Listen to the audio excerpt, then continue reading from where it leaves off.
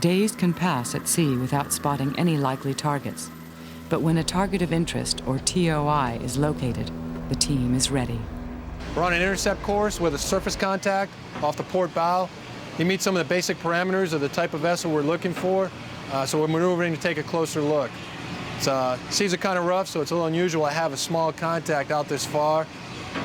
We don't want to be overly suspicious, but we do want to be inquisitive, so we're going over to take a look.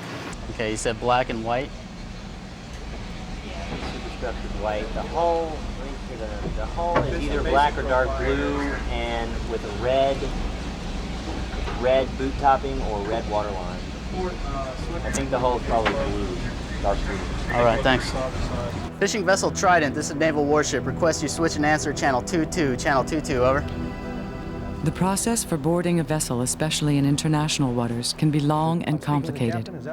It begins with the Coast Guard boarding officer asking the master of the boat a series of right-to-approach questions.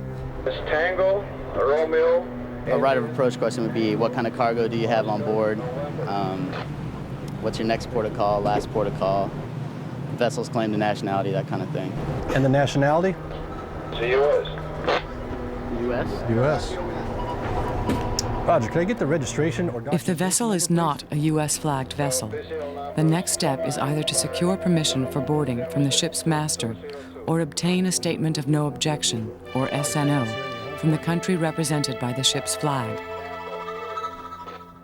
We have to run it through our chain of command, and it goes up through there. Then once it gets to the State Department, then they contact the foreign country and get the yes or no, then it comes back down to us.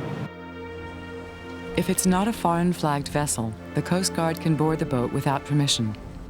The LEDET team obtains approval from their own District 7 Command Center, and then tactical control, or TACON, of the ESTOCIN is shifted from the Navy to the Coast Guard. Every time they call us away to prepare for a boarding, I think everybody on the team pretty much gets amped up and a little bit psyched up about what may happen. Magazine. Back around.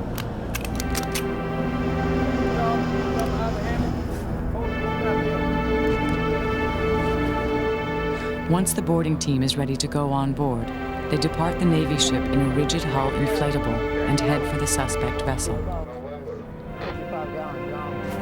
DTL, boarding officer, boarding team safely aboard, over. Joe, just bring the kit. 7, 8, we can prepare to maneuver. How copy? The LEDET team conducts a routine boarding of the fishing trawler and, with the permission of the master, wipes down the vessel with ion swipes. Let me know if you're going to be away from your radio, over.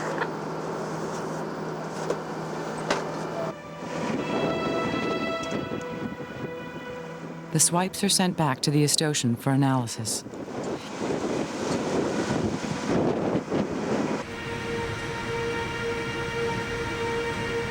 The ion scan reveals cocaine residue in a crew member's cabin.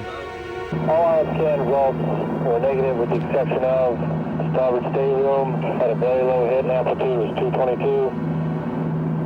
Based on that, what you previously told me about your suspicion and building probable cause, still recommending terminate boarding at this time. Okay, With the permission of the crewman, the Coast Guard conducts a more thorough search, which reveals a previously unclaimed handgun. So far, in the trunk I found this, could be paraphernalia. Since they find no additional contraband and background checks come up negative, the boarding team releases the crew of the fishing boat.